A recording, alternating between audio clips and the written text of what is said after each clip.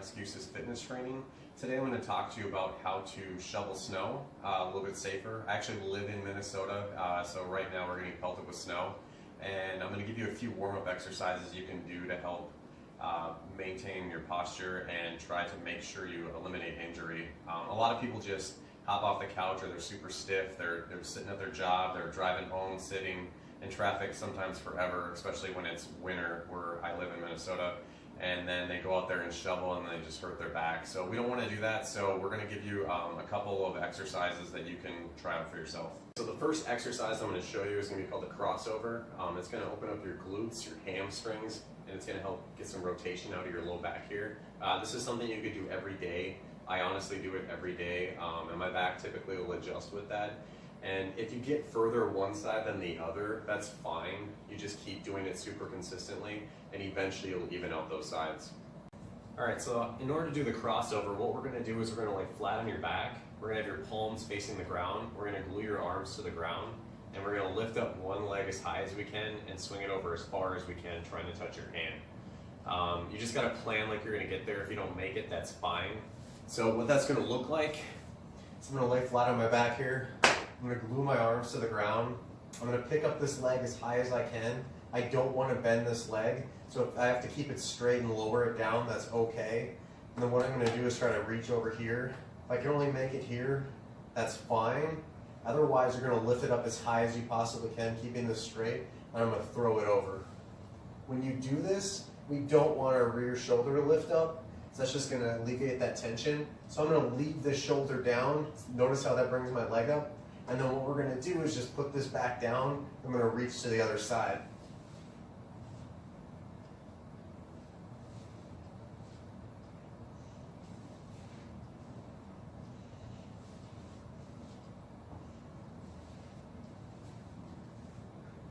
I typically tell people to do at least 20. A lot of times I like doing 30 of those. And I count them each one, 1, 2, 3, 4. Depending on what you're comfortable with. It's not something you want to just fly through, but it is a dynamic flexibility exercise, so you're not just going to sit there and stall forever either. So just pause there for a brief second, and then we'll go ahead and go to the other leg. Alright, so the next exercise we're going to do is going to be called the T-spine windmill. Why is it called that? Your T-spine is your thoracic spine right here. It's in the middle of your back, it's below your neck, but it's above your low back. It's the biggest segment of your spine there, and what we want to do is get some rotation out of that and work on a few other things. So I put out a video before where we actually did a good morning, and that's something you're going to need to be able to do in order to do this. That good morning, what we do there, so you have your hands behind your head, we slightly unlock your knees, and you bend over as far as you can, keeping your head in a neutral position, keeping your back flat.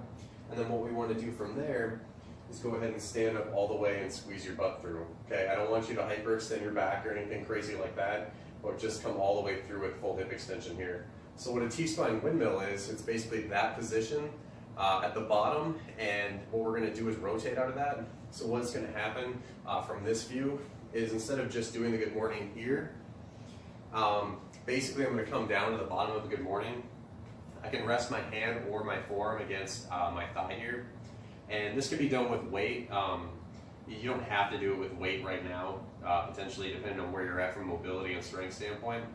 But basically what I'm going to do is I'm going to bring my arm up at 9 o'clock or 3 o'clock here, and I'm going to look at it. So I'm going to keep my back flat. I'm just trying to open up and roll sideways. I'm going to go ahead and push my butt out, and I'm going to rotate up as far as I can. Okay, when I do that, I don't want to come up right now. I want to keep my back flat. I don't want to round it. Okay, and we're going to go ahead and come down. So what's going to happen is that same side leg that I have on the ground there is my arm. It's going to end up straightening as I lift this up. And this leg that I'm bracing against is going to bend more. So from a different angle, right? So we're here, I'm bracing against this guy. Got my back flat, butt out, chest up, my head's in a neutral position. I'm going to go ahead and rotate and look at this hand. I'm going to reach back as far as I can, just pause for a second, and I'm going to go ahead and come back down. This is not something you need to rush through. It's not something you need to do a ton of weight with. but it's a super awesome exercise for mobilizing your spine and warming up your hips and your low back. All right, so if that last exercise was just a little too intense, or you currently don't feel like you can do a good morning and keep your back flat, what we can do is we can basically do kind of the same thing but kneel down.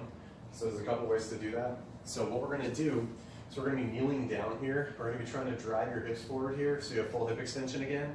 And then what we can look at doing is still putting your hands behind your head and then just rotating both ways as far as you can, pausing for a second.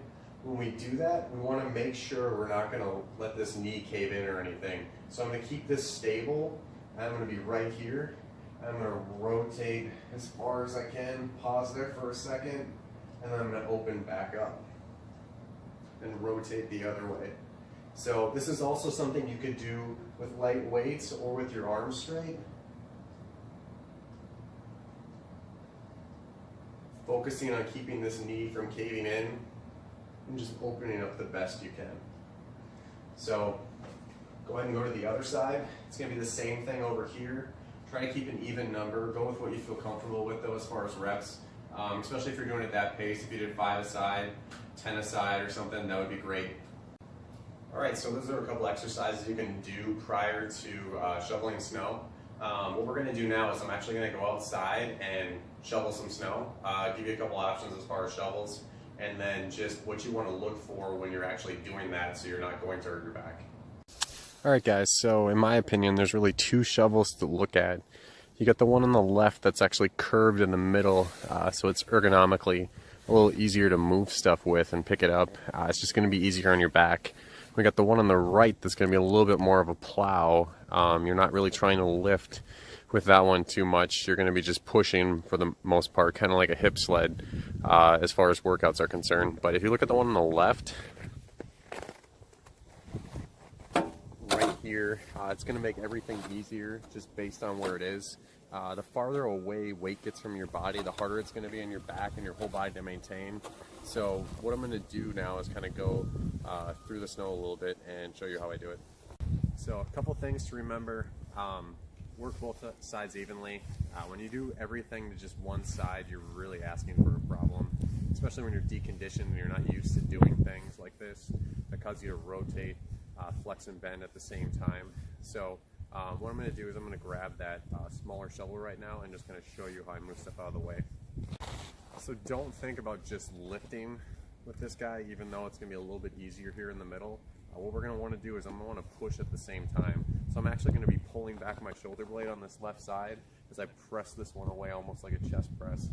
So when I'm here, I'm going to be able to get a nice scoop with that. So I'm not just going to try to lift it up with just this arm. I'm going to be pressing at the same time, and then I can rotate over. I'm not going to have to bend over super far in order to do this. So I'm going to be able to pitch that out pretty easily. So when you look at even the position I'm in right now and we look at that T-spine windmill, it's kind of the same thing. You're prepping your body to be okay for that.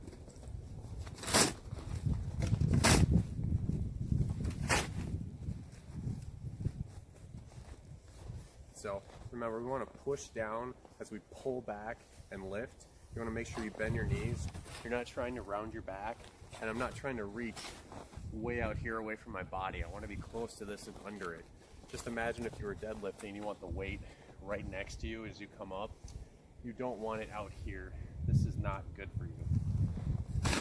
So I'm here, I'm gonna pull and press at the same time, and I'm gonna pitch it.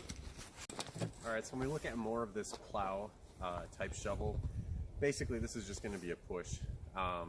You're not going to hurt yourself typically as much with this unless you were just trying to scoop, because this is going to be, this one anyway is going to be 3 feet wide here, and you're not going to want to scoop with this. It's not what it's designed for. It's going to be more of a straight on push, and when you do that, I mean, it's going to depend on the ground. Even when I open this up here just to get this set up, I mean, it was a ton of ice and your feet are going to be slipping back. You're also going to be driving forward a lot of times with your chest and your arms. So even if I were to push sideways here, I'm going to push here. A lot of times I'm going to put one leg in front of the other just so I'm not going to slip and fall. And then I'm just going to drive through. I have a lot of snow here. Sometimes you're just not going to be able to push it all through. If I actually was trying a little harder, right, I'm going to be able to get that through, but I'm also bracing through my lower body in order to stabilize so I can actually drive. Ideally, I'd be able to just hit it and run with it and just walk it through. This is too much snow for me to do that. If you had just a few inches, that might be something you're more likely to be able to do.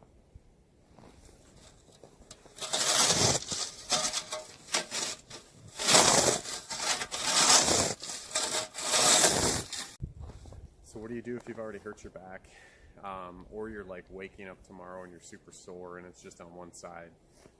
Those exercises I showed you earlier are things that you can try. Again, don't force anything, just encourage it. If something bothers you or it's painful, like horribly, don't do it. But we're going to go inside right now and we're going to add one more exercise to the mix to hopefully help you recover if you've done anything. All right, so if you're sore or it's just the next day and you find yourself hurting a little bit, here's an exercise I covered before in a different video that you could add in. Basically what we're going to do is we're going to do a kneeling elbow to heel.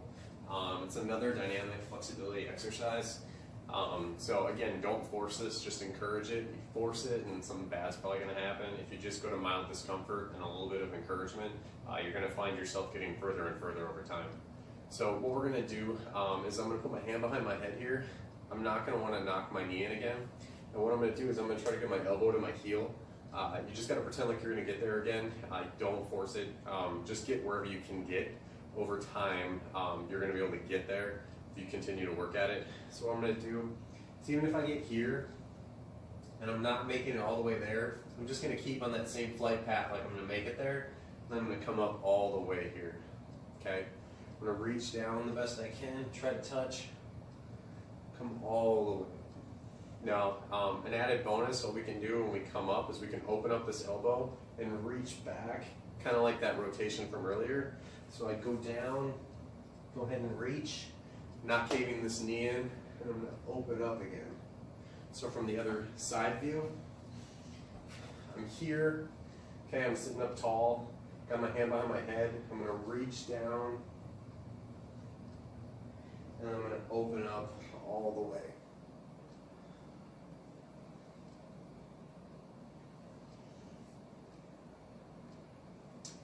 Do what you're comfortable with, but generally I really like sets of 10 aside on that. Again, if one side's a little tighter than the other, don't worry about it. If you work on them both consistently, it'll even out over time.